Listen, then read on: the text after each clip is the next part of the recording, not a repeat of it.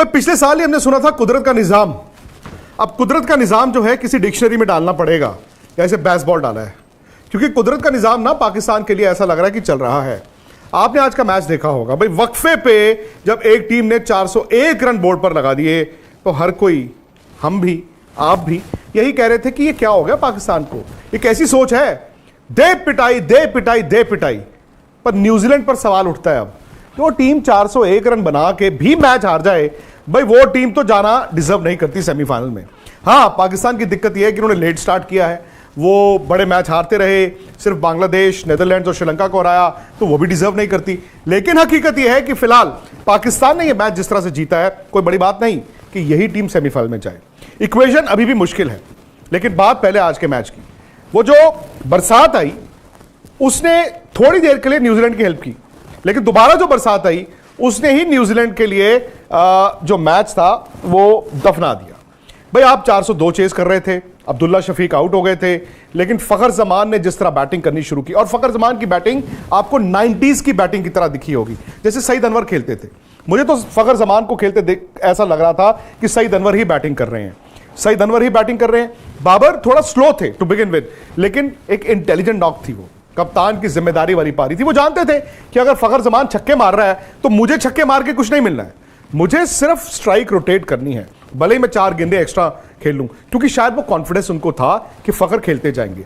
लेकिन मेरा यह मानना था कि अगर पाकिस्तान की एक विकेट गिर जाती तो शायद वो दबाव आता, क्योंकि अक्सर होता क्या है ना, जब आप 402 रन चेज कर रहे हैं, लगता है कि यार हम बना देंगे, और ब्रीफ एक पीरियड आता है जहां पे लगता है कि टीमें जो हैं चेज कर देंगी, बट फिर एक विकेट गिरती है, फिर 2 गिरती हैं, और फिर एंड में जाके रिजल्ट आपकी फेवर में नहीं जाता। इसीलिए जो बरसात हुई, जो पहले 1 घंटे की बरसात हुई, फिर टारगेट रिवाइज हुआ, 41 ओवर में 342 बनाने हैं, वहां पर पाकिस्तान का नुकसान था। ओवर 9 निकल गए, लेकिन एक हाई स्कोरिंग गेम में रन सिर्फ 60 कम हुए, लेकिन उनको फायदा हुआ वो जो 1 घंटे का ब्रेक हुआ, क्योंकि न्यूजीलैंड को उससे कोई फायदा नहीं हुआ, और फखर जमान और बाबर को सिर्फ आके दोबारा से 8-10 गेंदों में अपने आप को अप्लाई करना था। बट वो एक बात समझ गए थे कि ये मैच 41 ओवर नहीं जाएगा। यहीं पर न्यूजीलैंड ने चूक की, क्योंकि पाकिस्तान जानता था कि भी बरसात दोबारा आएगी, हमें सिर्फ डकवर्थ लुइस में आगे रहना है और इतना मार्जिन लेके चलना है कि हम 41 ओवर नहीं सोच रहे, हम 41 ओवर में 342 नहीं सोच रहे, हमें सिर्फ डकवर्थ लुइस में 10, 15, 20 रन का जो इजाफा है वो करते रहना है।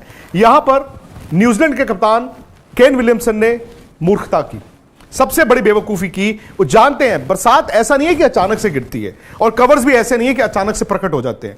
आमतौर पर आप भी टीवी पे मैच देखते हैं, वो बूंदें गिरनी शुरू होती हैं, वो हल्की हल्की हल्की हल्की बूंदें गिरनी शुरू होती है, फिर कवर्स आते हैं and then they go off. और मैं जब मैच देख भी रहा था तो वो लग रहा था कि बस यार ये 5-7 ओवर की गेम है। वहां पर उन्होंने क्या किया, ईश सोडी को शेरों के सामने डाल दिया। अब ईश सोडी लेग स्पिनर है और उनके सामने फखर जमान। उस ओवर में आए 20 रन, 20 रन आए उस ओवर में, और पाकिस्तान जब बाहर निकला उसके बाद तो बरसात इतनी हुई कि मैच होना ही नहीं था, 21 रनों से जीता है। सो बात वहीं आ जाती है कि न्यूजीलैंड ने भी तो पाकिस्तान के हाथों में खेला। पाकिस्तान ने द मोमेंट न्यूजीलैंड पे दबाव बनाया, न्यूजीलैंड जो है वो क्रैक कर गया। अब न्यूजीलैंड टीम का भी देखा जाए तो भाई अभी भी लगता है कि वो सेमीफाइनल में जा सकते हैं, क्योंकि नेट रन रेट पर अगर आप नजर डालें और पॉइंट्स टैली पर नजर डालें तो भाई टेक्निकली अभी भी 3 टीमें हैं, न्यूजीलैंड, पाकिस्तान, अफगानिस्तान, ये तीनों टीमें हैं। अब अफगानिस्तान इनसे आगे है, क्योंकि मैच भले ही वो 4 जीता है लेकिन खेला 7 है। आखिरी 2 मुकाबले उनके थोड़े मुश्किल टीमों से हैं, पता नहीं अफगानिस्तान करिश्मा कर सकता है कि नहीं। न्यूजीलैंड और पाकिस्तान का जो नेट रन रेट है वो थोड़ा सा बैलेंस आउट हुआ है।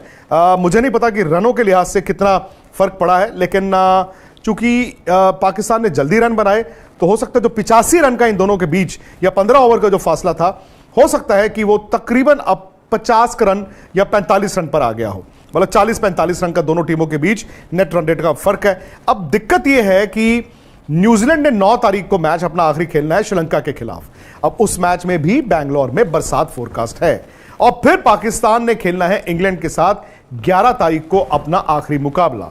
अब फर्ज कीजिए न्यूजीलैंड और श्रीलंका के मैच में बरसात हो जाती है, वहां पर पॉइंट्स शेयर हो जाते हैं, 1 पॉइंट न्यूजीलैंड को, 1 पॉइंट श्रीलंका को, फिर पाकिस्तान को सिंपल इंग्लैंड को हराना है और वो सेमीफाइनल में आ जाएगा। लेकिन अगर न्यूजीलैंड ने श्रीलंका को अपने आखिरी मुकाबले में हरा दिया ऑब्वियसली वो 1 रन हो या 10 रन हो या 60 रन हो, उतने से जीतेंगे। फिर पाकिस्तान पर दबाव यह होगा कि वो अपने आखिरी मैच 11 तारीख को इंग्लैंड को हराए और उसी फासले से हराए, उसी डिफरेंस से हराए, जो इंपॉसिबल नहीं है, क्योंकि इस टीम के साथ हर कुछ इंपॉसिबल लग रहा था। 2017 चैंपियंस ट्रॉफी उठाएं आप, 1992 वर्ल्ड कप उठाएं आप, जब लगता है ना कि ये टीम गिर चुकी है, उसी वक्त ये खड़े होने की कोशिश करते हैं। तो भाई पाकिस्तान ने क्रिकेट अच्छी खेली, खासतौर से फखर जमान ने, और शायद इस तरह की 2 इनिंगें जो उन्होंने खेली हैं वो टीम में वो जोश भी भर दी है, वो ऊर्जा भी आ गई है। बॉलिंग उनकी अभी भी जो है वो मतलब बहुत माठी है, बहुत कमजोर है। आज जो पिटाइयां हुई हैं, भले वो हारिस राउफ की हों, शाहीन अफरीदी की हों, किसी की भी हों, लेकिन फखर जमान ने आके उनकी बैटिंग को वो 4 चांद लगा दिए हैं। कभी कभी क्या होता है ना, जब आप मैच जीतते हैं बड़ा, तो बॉलिंग भी सुधर जाती है। तो ये एक तरह से अभी भी मुझे लगता है कि वो कुदरत का निजाम की जो बात कर रहे थे, इंडिया वर्सेस पाकिस्तान सेमीफाइनल हो सकता है। पहले मैच के बाद लगा ये पाकिस्तान तो दूर दूर तक नहीं है, लेकिन अब अगर इंडिया कल साउथ अफ्रीका को हरा दे और पाकिस्तान चौथी टीम बन के आ जाए, तो फिर कोलकाता में 16 तारीख को ये दोनों टीमें आमने सामने हो सकती हैं। अब आपको क्या लगता है, क्या ये मुमकिन है? अगर आपको लगता है ये मुमकिन है, तो अब से ठीक 5 मिनट के बाद आज का एजेंडा में आप शिरकत करें, आप भी अपनी राय रखें। आप जिस भी टीम को सपोर्ट करते हैं, आइए उसकी बात रखें। और जिस तरह से दिलचस्प मुकाबले चल रहे हैं, सुपर 11 फैंटेसी लीग पर भी आप जीत सकते हैं। कल तो बड़ा मुकाबला है जी, India versus South Africa, Eden gardens.